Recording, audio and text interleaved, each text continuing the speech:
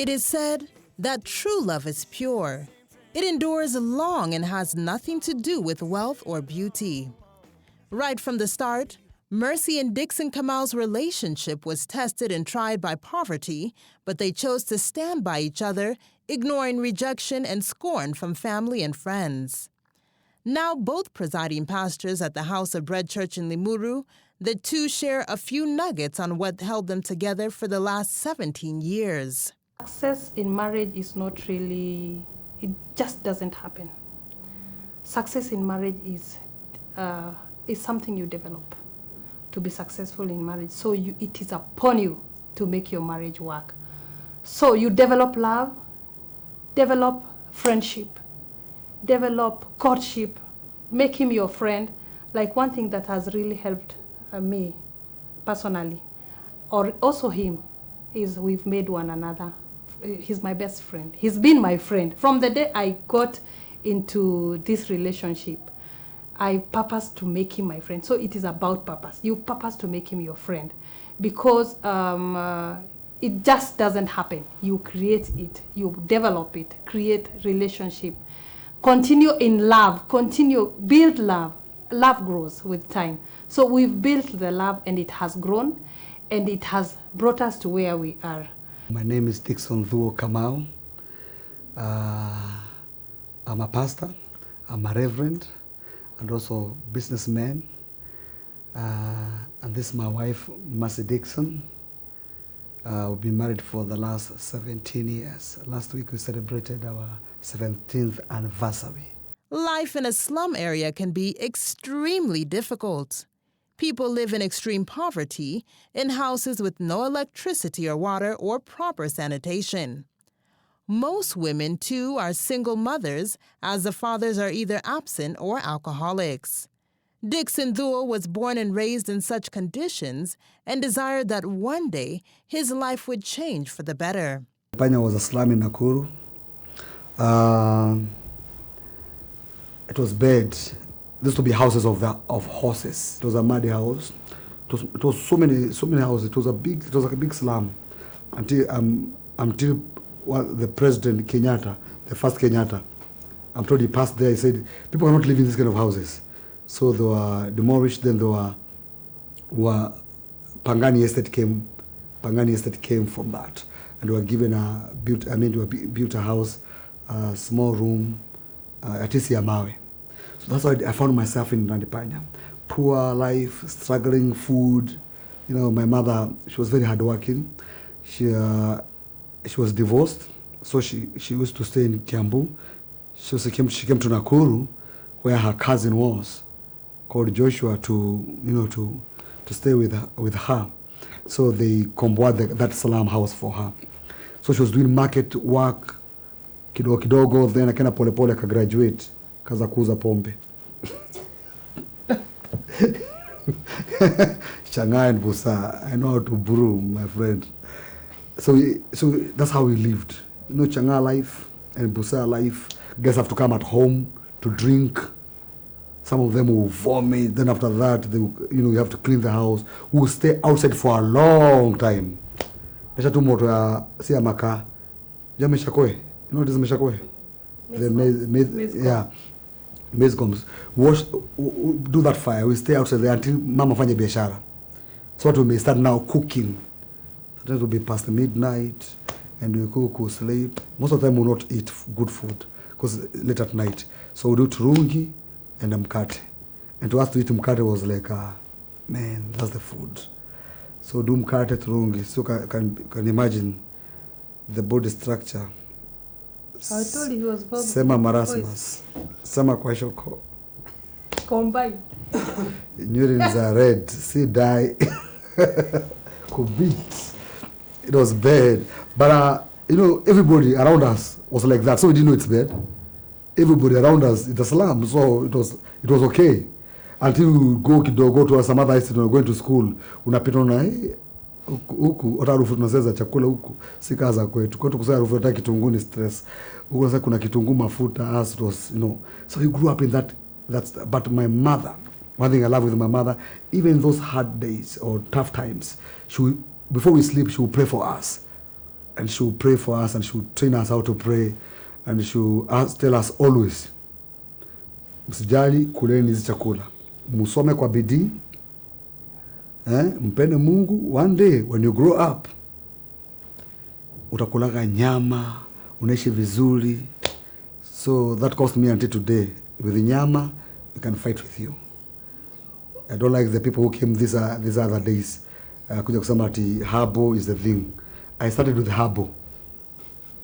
So today it is nyama choma. So tell me nyama is bad for your health. To you, not to me. To me it's the time na revenge bwana. Can't tell me say nimepata pesa na nyama ni mbaya. Hey my friends. The challenging slum conditions pushed Dixon to engage in hawking to earn a living. However, his life changed when he met Bishop Mark, a televangelist, a preacher, and the general overseer of Deliverance Church Kenya, known for his program, Celebration Time. Pastor Dixon dedicated his life to serve God, and it was in this place that he spotted Mercy, who also served in church in the choir. Despite the fact that Dixon was attracted to Mercy, the couple did not kick off immediately, as Mercy desired to concentrate on her studies before saying yes. It's good if you've planned your life. And that's what I'd done. I was in college. So I was not thinking about relationships. And I didn't want to mix school and relationship. And one thing about relationships, they really take so much of you. We're in the same church. In fact, sometimes we discovered we're in the same school in primary school. By that time, she could not catch, my eyes. I was young, she was young. But history will tell us we're in the same school in primary school. But when I went to this church, she was there. And for some time, she was singing in the choir. Me, I was just a member. Then I also joined another choir in the same church. There were 3 teams. Then, lead this other choir. But after some time, I became the leader of the team. And it will be very easy for me to notice her when I'm leading all the other guys singing Do Re Mi Fa So, whatever singing. I will note, man, there's a girl there, beautiful hair. Na meno nazo, yeah. So of course I will feel something, and of course as a born again guy, I have to pray about it. After I thought I had prayed enough, I went to her, and I said, I want to talk to you today. She said, no problem. So where? It was after choir practice. So we started walking towards her home. But in between there, of course, I was shaking, freezing. I still remember the way she was dressed that day. She was in a green whatever. It had some like kama dangris, green one, black turtleneck. She knew how to dress from kitambo. So I was like, am I serious? Do you want to tell her this thing? But she asked me, where you say you want to see me? Tell me what you want to talk about. Say, okay, nikajikaza, kaambia, you know what? I'm in love with you, and I would like to marry you. Nika sweat. Sweat. Kaniangalia sama, even you. I was like, what? Even you? Like, even you? And she was, yeah, even you. Because there's some guys who have been coming to me. So many guys, I can't remember the exact number she counted, but guys have been telling me, but you know what? For me now, it's good you tell me that, but I'm in college. I'm in the first year. I have 3 years to go. And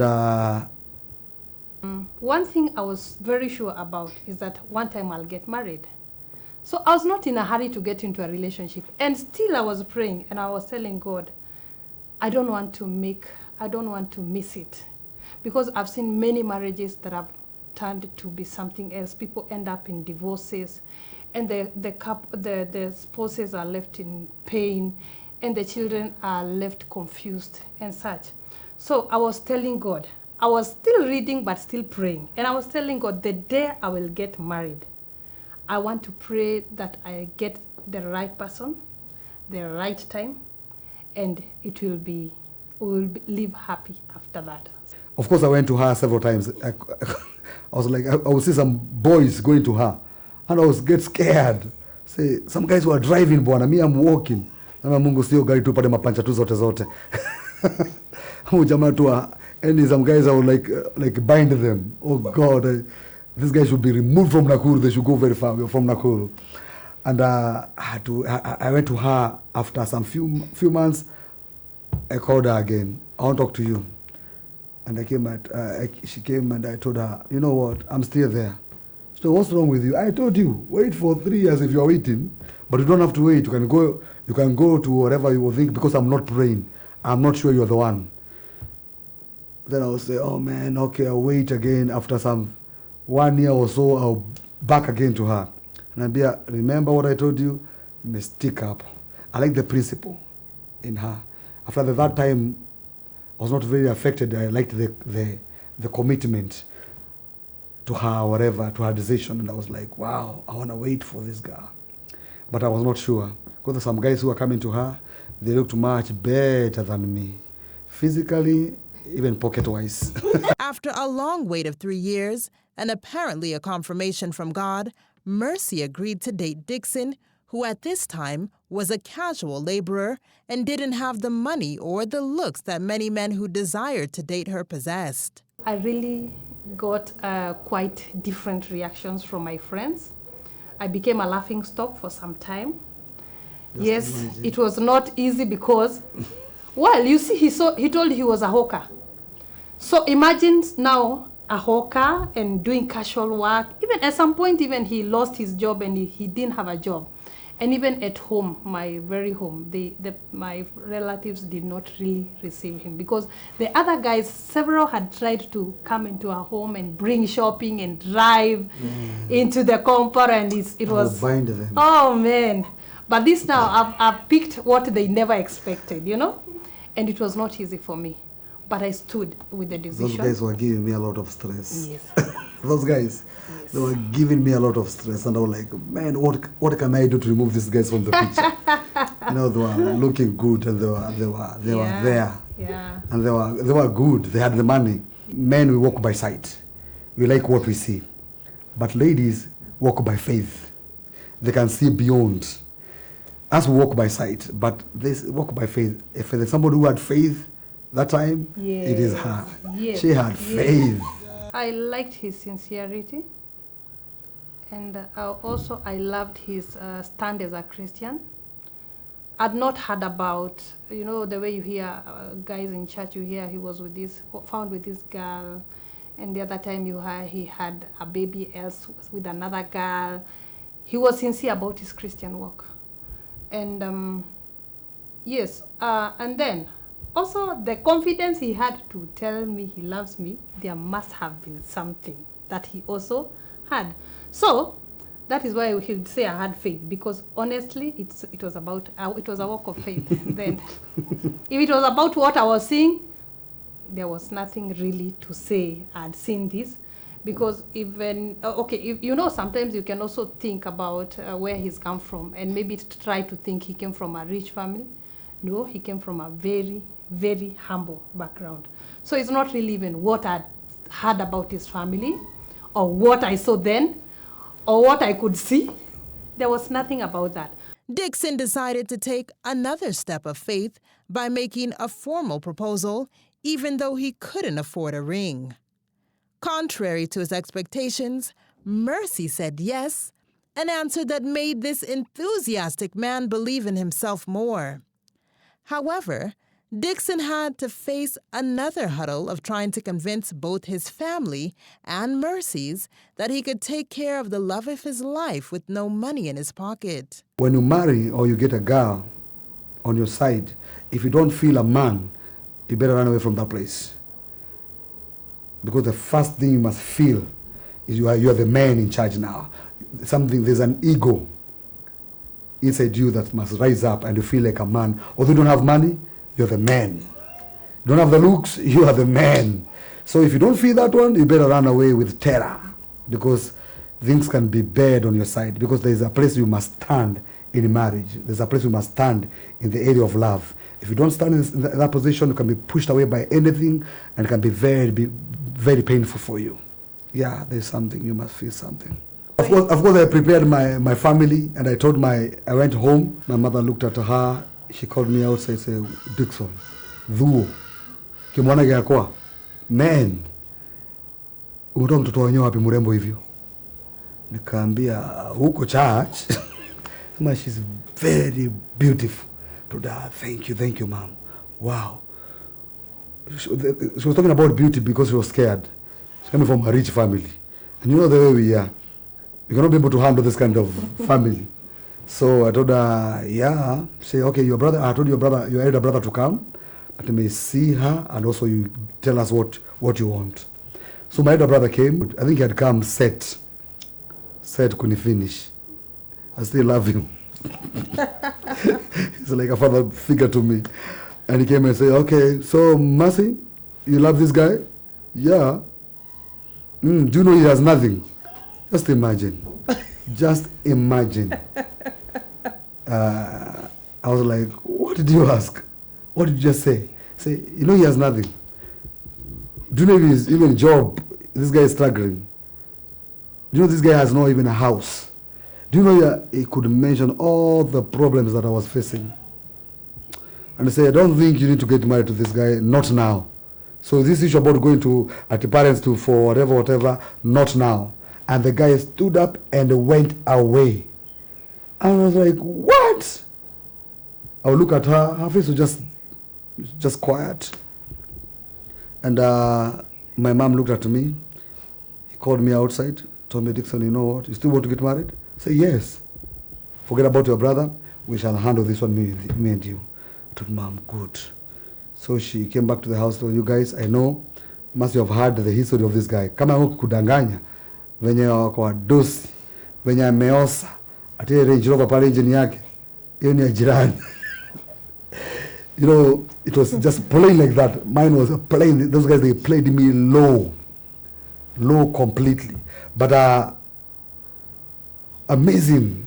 She was not shaken by that. Amazing. Uko poa Buddha. Buddha uko poa. Amazing. Ako moved na hiyo.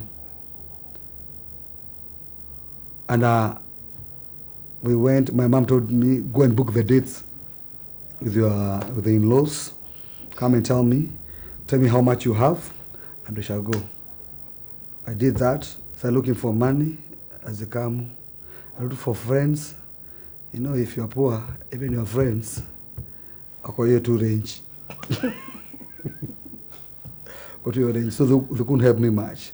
So I remember the D-Day I kwenda the Rorashio thing. I was there with I think 5,000, and she gave me 10,000. So we had about 15, but we had to distribute this money. So the 5 bought the shopping, the fare, the fuel for the guys and everything. So when we landed in the house, we had 10. Had 10. That was my money. Had 10. So just there, of course we did the whatever.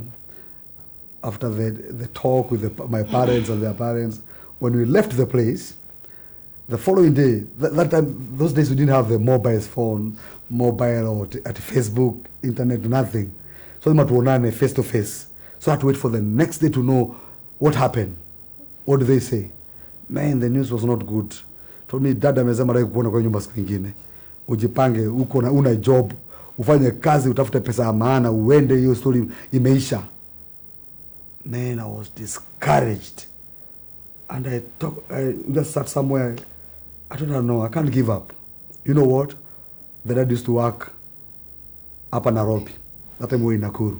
I don't know, si mama amebaki, ambia mom, Dixon want to see her. I can talk to mom. Somehow somehow mom agreed. Said, let him come. Wacha akuje. So I went this evening with her. Tukaa chini na mama kwa sitting room, and she went to the other side. Nimekaa hapo, nimemcheki. Kama, mom, you know what? I want to marry your daughter. I know right now, I don't look like, I don't have to. I don't have money to marry your daughter. But please, mom, allow me to marry your daughter. You never know. Those are my words. You never know who will become in future. And she looked at me and she said, you know what? Me, I like you. Somehow I like you. And it's not about money, I know. but I'm scared. You know, my daughter, our level then narudi hapa kuomba mpaka chumvi. Nikamwambia, Mom, God for sure, God forbid, it will not happen. Just allow me to marry your daughter. I'll work hard. I love her. And she said, okay, I believe you. Go and talk to your father. You continue with your plans. Just another guy. He's my fiancé. And what concerns him concerns me. And if he has no money, then I have no money. And if he's not going to get married and he's supposed to marry me, then I'm not getting married soon. You see? And this time I've already said yes, and I'm into this thing. So I wasn't going to say no because of the fights that were coming from the relatives, or the lack of money, or the anything that would come to stop this thing. Now I'm already into it. I waited all the years. I was praying, and the Lord said yes. And now I'm into this thing now. I'm serious about it. So nothing was going to stop me. So it's not about the money. I will, if I have the money, I will give him the money. If he had the money, I wouldn't have to really bother myself. But now he doesn't have the money, and we are planning for our wedding and our marriage. You see, you plan for a wedding and also for marriage. Mom did the work to convince Dad. So I really didn't do. Actually, I remember at some point when the things were not very good, my dad also said, I'm young, that I can get married. So it was still about the money, but you see, he doesn't want to say it's about the money. He said, I'm young. And so when I had that saying about being young, and also he has no money, he has no job, so I decided I'll not do much about talkings. But now, since he had talked to Mom, Mom did all the talking. He talked to my dad, he talked to their friends, he talked to my sisters, and it was easy.